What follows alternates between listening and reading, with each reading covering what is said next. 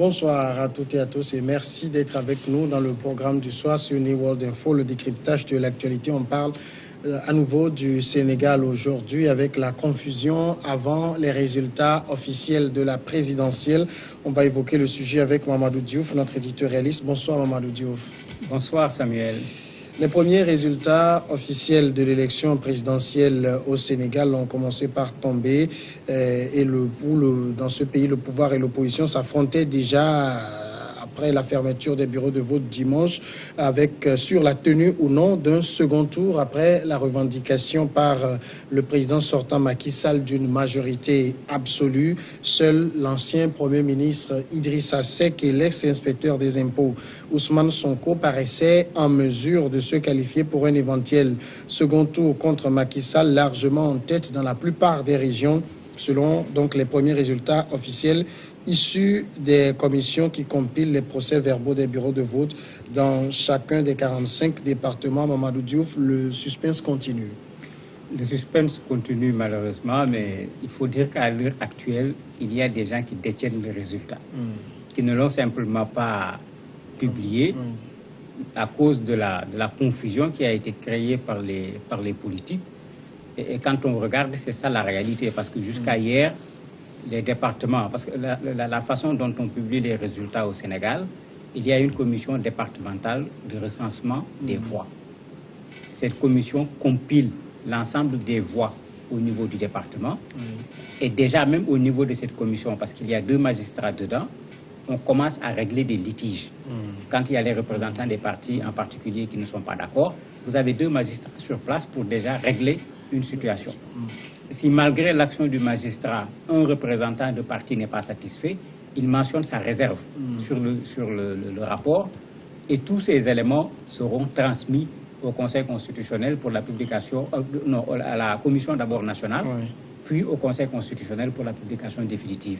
Donc à l'heure actuelle, il est clair qu'il y a beaucoup de Sénégalais qui détiennent les résultats, mais cette tension inutile qui a été créée par les politiques eux-mêmes font que les gens ne parlent pas. On a vu par exemple la société civile à travers Sénégal Vote, dirigée par le professeur Gueye, dire aux gens clairement nous avons les résultats. Et ça ressemble un peu à la Senko de la RDC, puisqu'ils avaient 3185 représentants dans les bureaux de vote. Il a dit nous avons les résultats, nous avons compilé les résultats. Nous ne pouvons pas les publier parce que ce n'est pas notre rôle. Nous attendons la publication officielle des résultats provisoires et nous allons aviser après.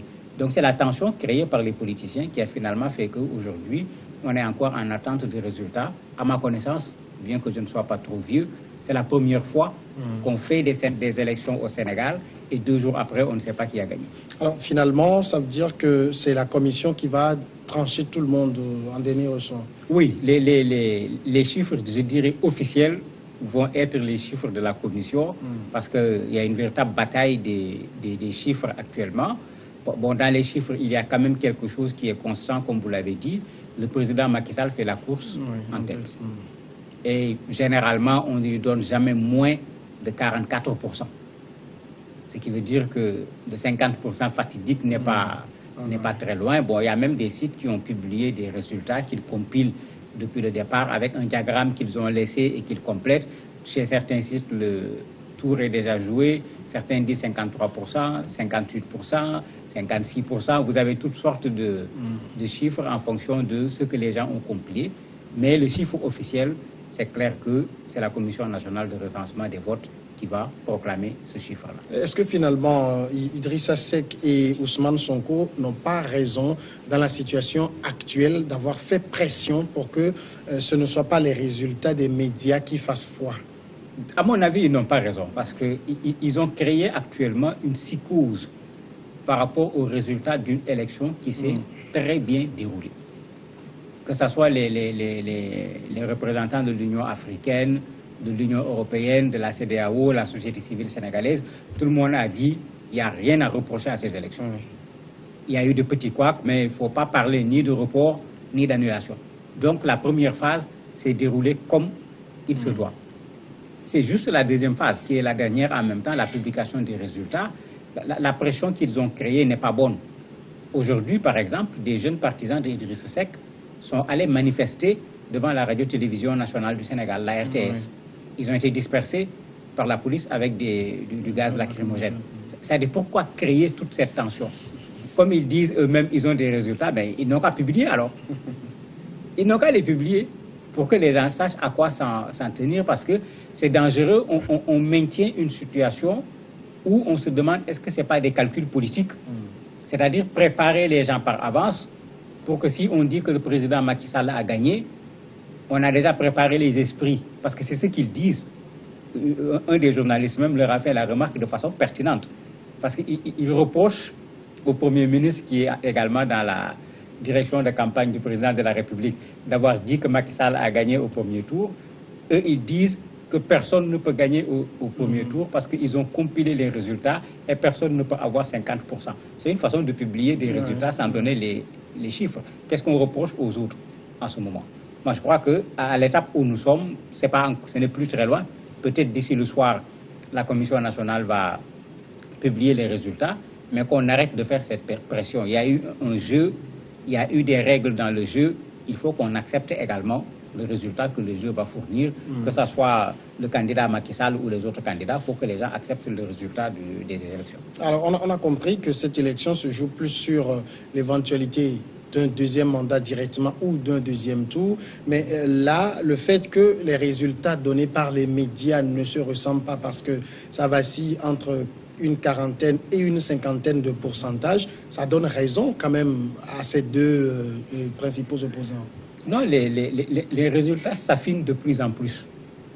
Parce que c'est les premiers résultats sortis des bureaux de vote ou dans les calculs, dans le report, il y a parfois eu peut-être des erreurs. Mais de plus en plus, on a de façon locale des résultats officiels donnés par la commission départementale de recensement des voix. Et quand on regarde sur ces résultats, ben, la tendance est forte. Les gens n'en veulent pas. Cette tendance lourde qu'on a contestée au départ quand les journalistes l'ont donnée, cette tendance lourde se confirme aujourd'hui sur au moins 35 des 45 départements, le président Macky Sall a gagné. C'est clair, c'est net, c'est officiel. Le seul problème qui se pose, les départements n'ayant pas le même nombre de population, ce n'est pas parce que tu as 35 sur 45 que tu as gagné. On ne peut pas faire tout simplement ce cumul de façon aussi facile. Mais quand on a gagné déjà 35 départements sur 45, ben, ça veut dire qu'on a déjà une avance sur les autres qui ne peut pas être contestée. Est-ce que ça arrive à 50% ou pas? On va attendre que les derniers départements se prononcent pour le savoir. Maintenant, c'est là où un peu il y a ce calcul politicien des deux côtés. Oui. Quand l'opposition a vu la tendance lourde, ils se sont manifestés pour dire que ce n'est pas possible. Les journalistes leur ont dit, mais donnez-nous ce que vous avez pour dire que ce n'est pas possible. Ils ne l'ont jamais donné. Au niveau du pouvoir, quand on a senti que l'opposition est en train de dire aux gens qu'il est impossible de faire un coup KO, comme on dit, eux aussi, pour ne pas subir après la pression, ils sont sortis, ils ont publié leurs résultats, ils ont donné leurs chiffres, 57%. Et c'est de là est partie maintenant toute cette confusion qui fait qu'aujourd'hui, des gens ont des chiffres, mais ils préfèrent ne pas les donner pour ne pas rentrer dans la confusion qui a déjà été créée par les politiques. Alors justement, est-ce que le Premier ministre Dione, qui est en même temps directeur de cabinet du président Macky Sall, n'a pas participé à cette confusion-là? Mais il a participé. C'est qu'en fait, à mon avis, ils ont commis une erreur. Ils auraient pu laisser une autre personne parler. Puisque quand il parlait, il y avait un problème. C'est quelle casquette? Ça n'a pas été très précis au départ. Quand il a fini de parler, quand certains, beaucoup, dont la société civile, ont dénoncé en disant que ce n'était pas à un Premier ministre en fonction d'annoncer même les tendances de compilation d'un parti. Parce que quand il l'annonce, ça ressemble en même temps à un chiffre officiel à cause de son bonnet de Premier ministre. Donc une autre personne l'aurait fait, on l'aurait considéré comme les chiffres donnés par les médias. Mais quand c'est le Premier ministre en personne qui le fait, fut-il responsable de la campagne présidentielle, il y a ce caractère officiel qui est là, qu'on peut difficilement détacher du Premier ministre, et beaucoup d'organisations de la société civile ont dénoncé en disant que ce n'était pas le rôle du Premier ministre. Mais ces organisations ont également dénoncé l'attitude de l'opposition qui dit que le deuxième tour est déjà là. Parce qu'en fait, la différence, c'est que lui, il a dit on a passé le cap avec le premier tour, il donne le chiffre. Ici, on dit il ne passe pas le cap, mais il ne donne pas le chiffre. Mais la conséquence, c'est exactement la même.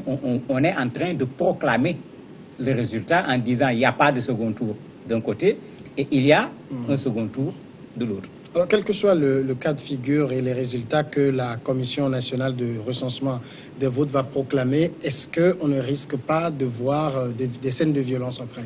C'était ça le danger et c'était ça qu'il fallait éviter et ça a commencé. Puisque ça s'est fait à Dakar aujourd'hui au niveau de la RTS. Il y a des jeunes pro-Idi également à l'intérieur du pays qui sont en train d'aviser en disant qu'il n'y a rien à faire, on ne peut pas éviter la situation, il y aura nécessairement une confrontation Macky-Idi et eux, ils avertissent les gens pour qu'on ne nous présente pas autre chose. Mais c'est pourquoi il ne fallait pas créer cette tension parce que il faut savoir être un bon perdant quand on part à des élections. Que ce soit le pouvoir ou que ce soit l'opposition. C'est les mauvais perdants qui créent finalement ces situations de crise après les élections. Et on l'a vu dans beaucoup de pays où des gens se sont déclarés vainqueurs. Ils n'ont jamais été capables de produire leurs propres chiffres sur la base des procès-verbaux de leurs représentants dans les bureaux de vote. Et parfois, ça crée de la violence dans les pays. Et jusqu'à aujourd'hui, on attend encore ces chiffres. Je crois qu'il faut l'éviter et je ne pense pas que le Sénégal va aller jusque là-bas parce que bien avant les élections, beaucoup de personnalités, qu'elles soient religieuses, de la société civile, avaient donné de la voix. Je suis sûr que quand on proclame les résultats, ils vont également donner de la voix. Et les Sénégalais eux-mêmes ont l'habitude d'aller voter et puis d'aller s'occuper de leurs propres problèmes au lieu de s'occuper d'affrontements après les élections. Si éventuellement Macky Sall passe au premier tour, c'est finalement Maître Abdoulaye Wade qui aura raison. Il a prévenu ses challengers, vous n'y verrez rien. Non, il n'aura pas raison. Wade doit plutôt se mordre le doigt. Il a appelé les gens à boycotter les élections. Aujourd'hui, avec les derniers chiffres, on est autour de 64% de participation. Même l'engouement qu'il avait suscité lui-même en 2000, il n'avait pas pu avoir une telle chose. La deuxième chose, même là, les médias se moquent de lui parce que son propre chauffeur est allé voter. Le garde-corps de son fils est allé voter et comme les journalistes savent le faire, ils ont photographié même pour que les gens n'en discutent pas. Donc lui, sa position, c'était le boycott. Il n'est lui-même pas allé participer aux élections. Les Sénégalais ne l'ont pas du tout suivi dans sa proposition de boycott des élections.